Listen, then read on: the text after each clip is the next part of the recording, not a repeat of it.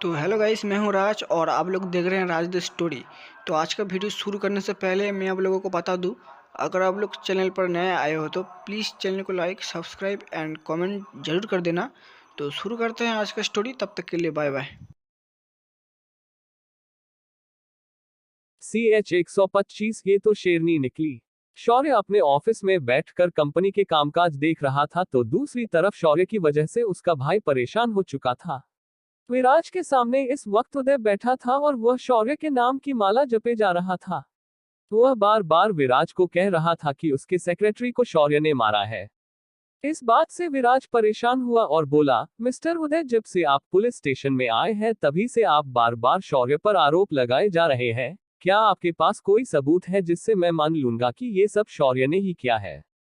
ये सुनकर उदय तुरंत बोला, मैंने ही मेरे सेक्रेटरी को शौर्य के ऊपर नजर रखने भेज था कि वह ये देखे कि शौर्य के साइट का काम लेबर यूनियन वाले कैसे बंद करते हैं।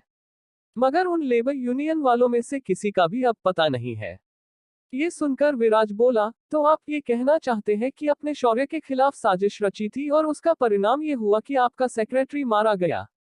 लेकिन लाश को देखकर साफ पता चलता है कि उसे एक हैवी स्नाइपर से मारा गया है, लेकिन शौर्य के पास ऐसी स्नाइपर होना नामुमकिन क्योंकि ये गन सिर्फ यूरोप, खासकर जर्मनी के सेना के पास है।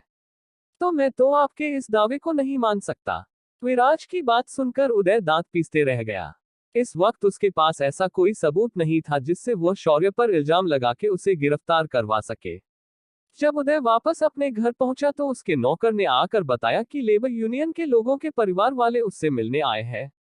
ये देख उदय तुरंत बाहर आ गया क्योंकि वह भी जानना चाहता था आखिर यूनियन के लोग शौर्य के साइट पर क्यों गए नहीं। जब उदय बाहर आया तो कई सारी औरतें और छोटे बच्चे उसके घर के हॉल में आए थे।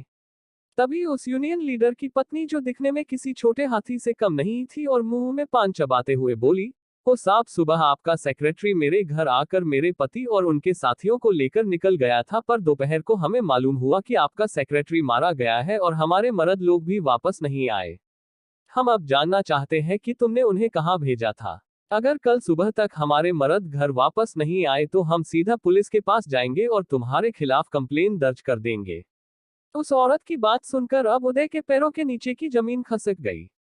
उसने उन्हें दिलासा देते हुए कहा, बहन जी देखिए, आपके पति और उनके साथी गीतांजलि कॉरपोरेशन के साइट पर उनका काम रोकने के लिए गए थे, मगर उसके बाद वहां क्या हुआ मुझे नहीं मालूम, और तो और मेरा सेक्रेटरी हमें मरा हुआ मिला। ये सुनकर सारी औरतें उदय को घूरते हुई बोली, साहब जो भी हो, हमारे मर्द लोग कल सुबह तक हमारे घर पर होने चाहिए, वरना इसका अंजाम बहुत बुरा होगा। इतना कहकर वह औरतें और उनके बच्चे वहां से चले गए। उनके जाने के बाद उदय तुरंत विराज के पास वापस आया और फिर एक बार शौर्य का राग अलापते हुए बोला, विराज सर, मुझे शौर्य के साइट की छानबीन करनी है। वो लेबर यूनियन वाले उसके यहाँ से वापस लौटे नहीं है। मैं आपसे विनती करता हूँ, एक बार मुझ पर विश्वास करो और मेरे साथ चलकर उसके साइट की तलाशी लो। ये सुनकर विराज भी उठ खड़ा हुआ और उदय के साथ शौर्य के साइट पर पहुंच गया। साइट पर पुलिस की गाड़ी देख सारे वर्कर्स डर गए, पर उन्होंने कुछ न कहना बेहतर समझा और पुलिस को दूर से देखने लगे।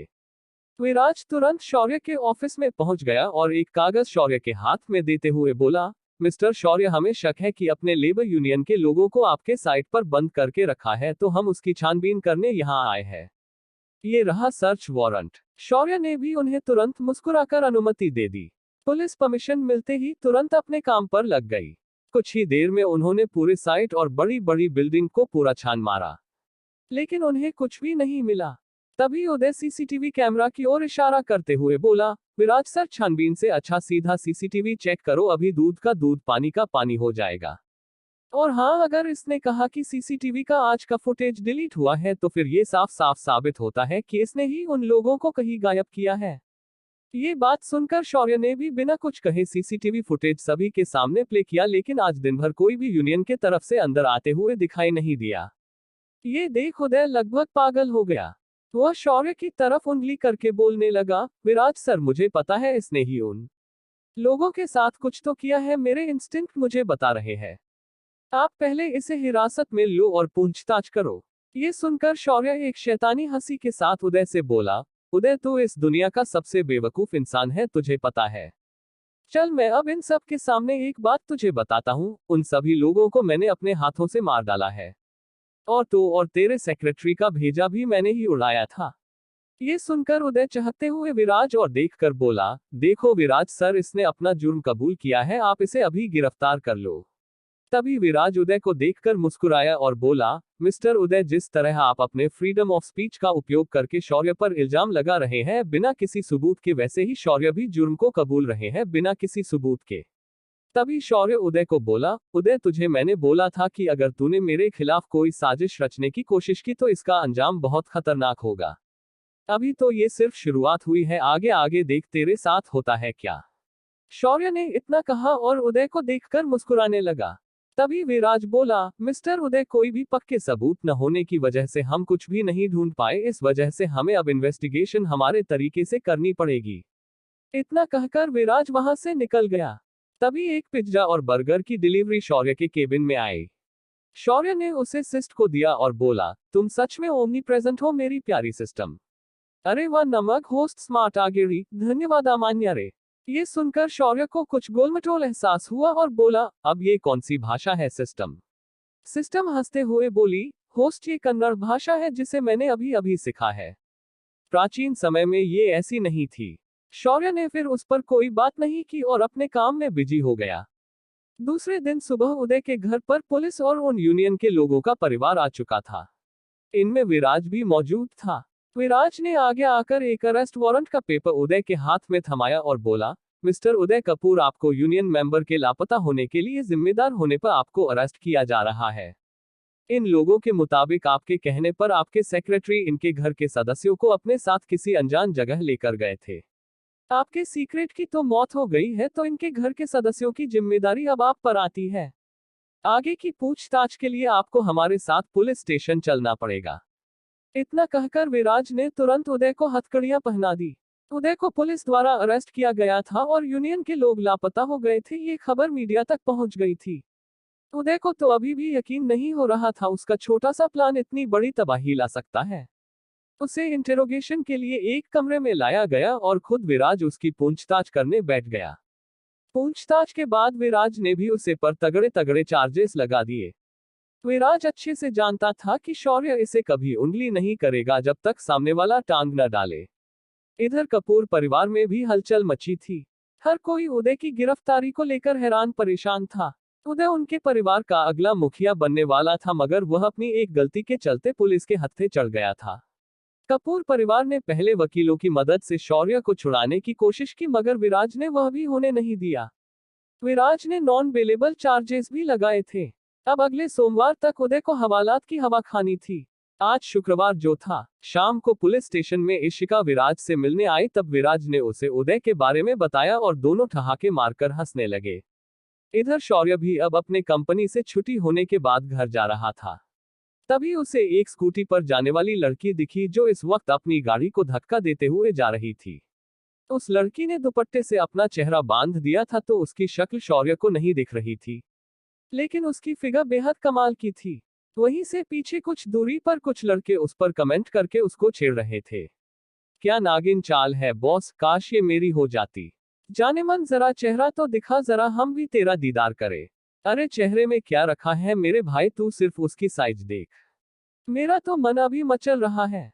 उन लड़कों के भद्दे कमेंट्स शौर्य का खून खोलने के लिए काफी थे। शेर ने अपनी गाड़ी बगल में लगाए और इन लड़कों को सबक सिखाने के इरादे से आगे बढ़ा। तभी उस लड़की ने अपनी गाड़ी को धक्का मारना बंद किया और उसने साइड स्टैंड पर अपनी गाड़ी लगाई। उसके बाद उसने अपनी चाबी घुमाई, जिस वजह से उसके स्कूटी की डिक्की खुल गई। ये देख वह लड़का बोला, जाने मन चेहरा दिखाने से पहले मेकअप। उसने इतना कहा ही था कि उसकी बोलती वही बंद हो गई और शौर्य जो तेजी से आगे बढ़ रहा था वह भी वही रास्ते के डिवाइडर पर रुक गया, क्योंकि उसने सामने जो देखा उसे देखकर उसकी आंखें फैल गई थी। उस लड़की ने अपनी डिक्की के अंदर से एक लंबी तलवार खींचकर ऐसे निकली जैसे कोई शेरनी अपने पंजे के नाखून मारने के लिए निकालती है। उस लड़की ने तलवार हाथ में पकड़ी और चीखते हुए बोली, तुम्हारी तो अभी तुम्हें जन्नत दिखाती हूँ, आओ सालो कुत्तो। इसके साथ कुछ हाई स्टैंडर्ड मराठी गालियां उसने दी और सीधा दौड़कर उन लड़कों की तरफ झपट पड़ी। ये देख शौर्य के मन ही निकला, ये तो शेरनी निकली यार। उस लड़की ने ना आव देखा ना ताव और सबसे करीब जो लड़का था उसके कंधे पर सीधा वार कर दिया, जिससे उस लड़के का हाथ उसके कंधे से अलग हो गया। वह लड़का रास्ते पर लेट गया और किसी मछली की तरह तड़पने लगा।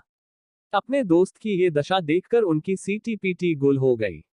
तभी उस लड़की ने अपना एक पैर हवा में उठाया और अगले लड़के के गर्दन पर ऐसी किक मारी कि बेचारा खड़े खड़े बेहोश हो गया। उसके बाद उस लड़की ने बाकी दो लड़कों को भी दूर तक दौड़ाया। कुछ दूर जाने के बाद वे दोनों भी उसकी चपेट में आ गए। उस लड़की ने एक के पीठ पर तलवार से जोरदार हमला कर दिया और उसे वहीं पर गिरा दिया।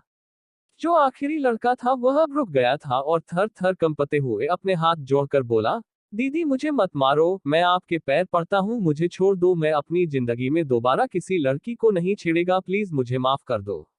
लेकिन उस लड़की का अब बिल्कुल भी उसे माफ करने का मूड नहीं था। उसने अपनी तलवार उसके जांघ में घुसेड़ दी और बोली, तो अपनी खैर मना कि मुझे जान लेने की परमिशन नहीं है, वरना आज तुम लोगों की यहाँ लाशें बिछा देती मैं।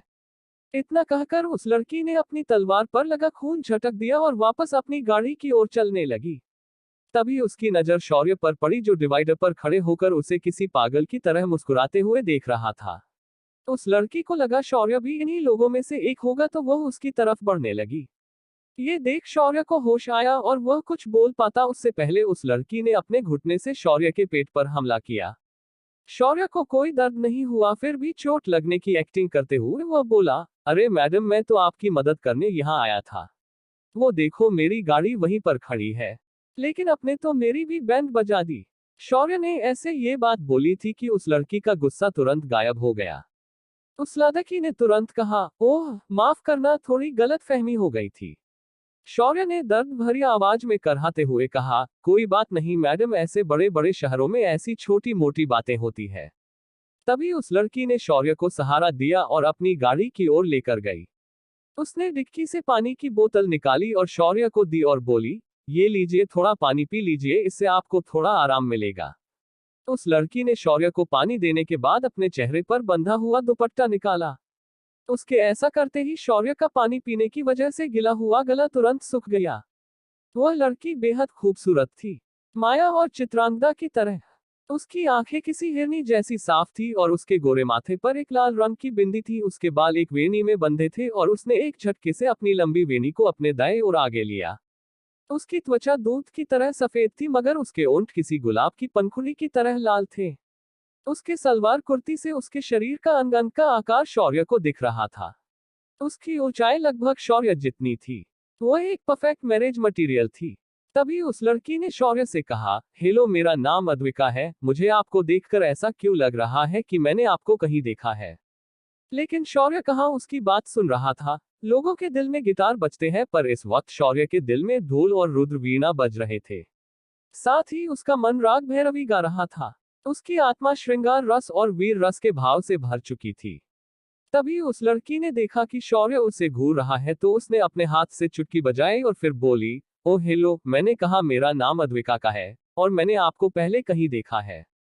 शौर्य उसे इस बात पर बोलता उसके दिमाग में दो लड़कियों की आवाज सुनाई दी, होस्ट ये लड़की तुम्हारी बीवी बनने के लायक है, इसे पटा लो। तभी उसकी तलवार बोली, मास्टर ये मेरी सौतन बनने के बिल्कुल लायक है, बस आप इसे किसी भी तरह पटा लो। तभी शौर्य होश में आया और उसने अपने दोनों हाथ जोड़े और विनम्रता से बोला, नमस्कार मेरा नाम शौर्य है और रही बात मुझे देखने की, तो आपने मुझे टीवी पर देखा होगा। अब आप ठीक है तो फिर आप अपनी गाड़ी यहीं छोड़ दीजिए, मैं आपको घर तक छोड़ देता हूँ। वैसे भी रात हो रही है। तभी वो घायल लड़के धीरे धीरे वहां से उठकर जाने लगे, पर शौर्य और उस लड़की ने उन पर ध्यान नहीं दिया। ये शौर्य की बात सुनकर अद्विका बोली, नहीं सर, आपको इतना कष्ट लेने की जरूरत नहीं है, मैं खुद अकेली चली जाऊंगी, वैसे भी मैं यहीं पास में ही रहती हूँ। उसकी बात सुनकर शौर्य मन में ही बोला, शौर्य ये लड़की कुछ खास है, अगर बेटे तूने इसे इम्प्रेस कर दिया तो तेरी लाइफ झिंगलाला हो जाएगी। तभी सिस्टम ने ताना मारते हुए कहा, झींगा लाला का तो पता नहीं, पर हुलाला जरूर हो जाएगी। ये क्या हो रहा है शौर्य के साथ? क्या शौर्य को प्यार हो गया है, वो भी पहली नजर वाला प्यार? क्या अद्विका शौर्य से इम्प्रेस होगी? कौन है ये अद्विका? जानने के लिए बने रहिए हमारे साथ।